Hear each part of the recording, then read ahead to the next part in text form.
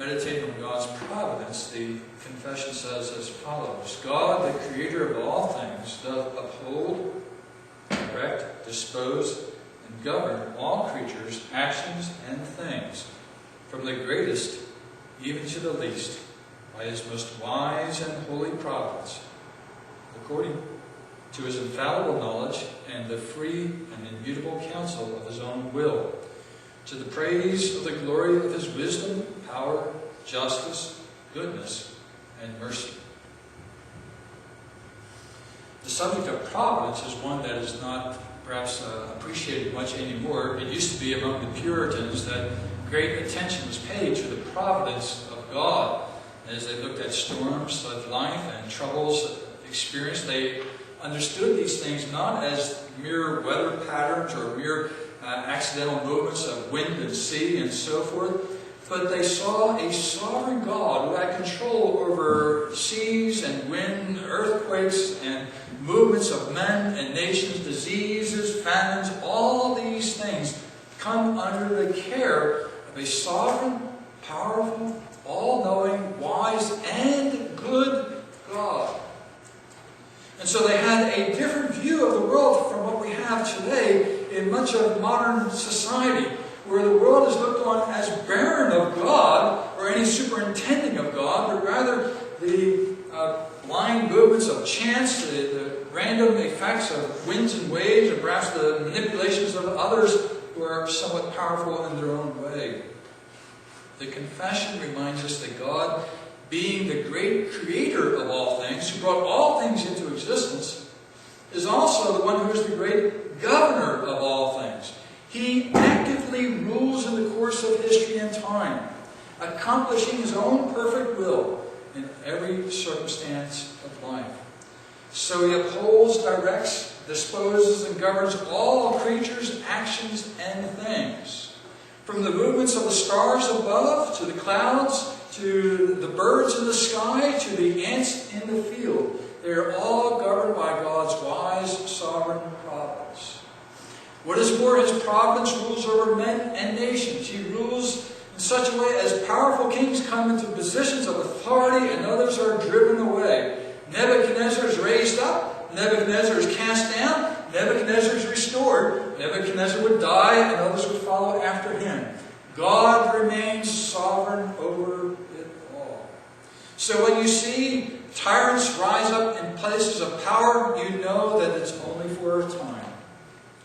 That God's justice will prevail. That his kingdom will continue to advance despite the wrath of men. God, by his providence, rules over all. His providence is wise and holy.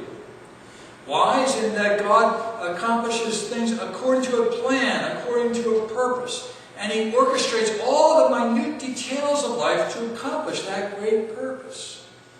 We'll talk more about that later, but every aspect of life is foreordained by the Lord.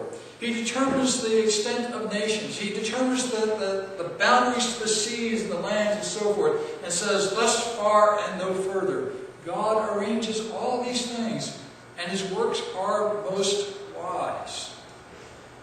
When you explore history, when you explore geography and science and so forth, and see what God has done, you see incredible revelations of the wisdom of God. Look up at the stars at night. See the constellations. I've got a new app on my phone. I can look at the heavens and see the various constellations that are above me, the various stars and what they are, even more than what I can actually physically see because of the light around me. The heavens are vast in their glory, majestic, unimaginable in their glory. And this is the God who created all these things. Wisdom abounds in the world around us. Holiness also prevails. In spite of the great evils of the world, God remains holy. And his purposes are holy. So evil will be defeated, justice will prevail, God's righteousness will be vindicated, and God's glory manifested in his holy holy works of providence. His counsel is immutable. It cannot be changed. We can beg for changes in this or that. Change, spare me from disease, spare me from financial disaster, spare me from this or that. At times it is God's will for these things to come into life. Our purpose in those circumstances is to submit to God's will, to understand it, and see what He would have us to do in the light of those circumstances, trusting in Him, like the sparrow in the field. And all has the purpose to bring praise to the glory of His wisdom, power, justice, goodness, and mercy. They are all revealed in the course of history. It's not merely blind power, not abstract justice, not absent goodness or disregard for the issues of mercy. All of these things are revealed of God in the course of history and time. And so we are moved to marvel at the providence of God and His care over all.